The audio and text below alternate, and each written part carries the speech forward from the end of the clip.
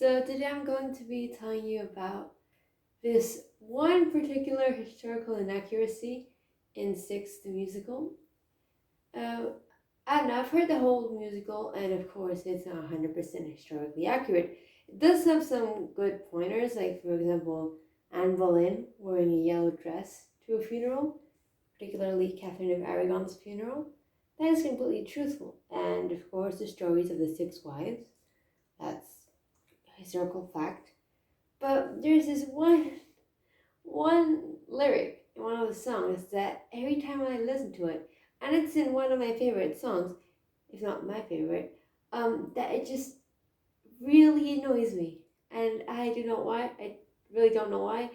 But I can't listen to that song without thinking, oh my god, that's really wrong. It's pop culture, who cares? But still, I thought I'd make a video on it because I tweeted it and I just thought I'd make a video on it. I also have a Twitter account, just history. It's relatively new. It's literally historian geeky, like my profile name, but switched. So if you want to check that out, feel free to do so. And yeah, anyway, let's get started. The song I'm talking about is "Don't Lose Your Head," and it's Anne Boleyn's song. The musical, if you don't know how it's structured, it has dialogue. But the songs, it's the first one called Ex-Wives. Then you have um, No Way, that's Catherine of Aragon's song. Then you have Don't Lose Your Head, Anne Boleyn. Then you have Heart of Stone, Jane Seymour. House of Holbein, which is kind of like crazy fun song. And Get Down, that is Anne of Cleves. You have All You Want to Do, Catherine Howard, and I Don't Need Your Love, Catherine Parr, and then the last song is Six. Those are the songs, and each queen has one specific song for her. Then you have the first song and the last song, and then House of Holbein right in the middle. But the one I'm talking about, like I said, is Anne Boleyn's song, Don't Lose Your Head. And there's this one lyric that just, as I mentioned before, really annoys me, and it's right in the first verse. And she says, 1522 came straight to the UK, all the British dudes lame. It's all fine, except she says that in 1522 she came to the UK, all the British dudes were lame. And here is where it starts getting really annoying. By 1522, which is the year she mentions in the song, and it's possibly the year she came to England. I do not know the year she actually arrived, but around that time, the UK, Britain didn't exist, and the UK wasn't even in the works. The only thing that was kind of happening was England was kind of working with Wales, but it wasn't formalized. So Anne Boleyn, what she really meant to say is 1522 came straight to England, all the English dudes lame. But anyway, so England and Wales would join in 1536, and it would create the Kingdom of England and Wales.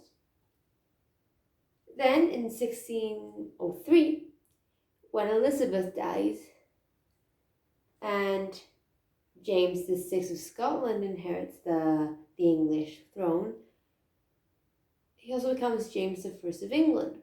Now, this doesn't mean that England and Scotland are joined. They're joined by the same king, but not the same crown, if that makes sense. England has its own laws, and Scotland has its own laws. We then jump 100 years after this, literally 100 years, to 1707 under Queen Anne. She, in 1707, signs the Acts of Union, and this formalizes the union between England and Scotland. And they're the same laws, same crown, same coin, same representation in Parliament, although eventually Scotland was kind of, falling behind because England wouldn't let it be in Parliament as much. And therefore creating the Kingdom of Great Britain.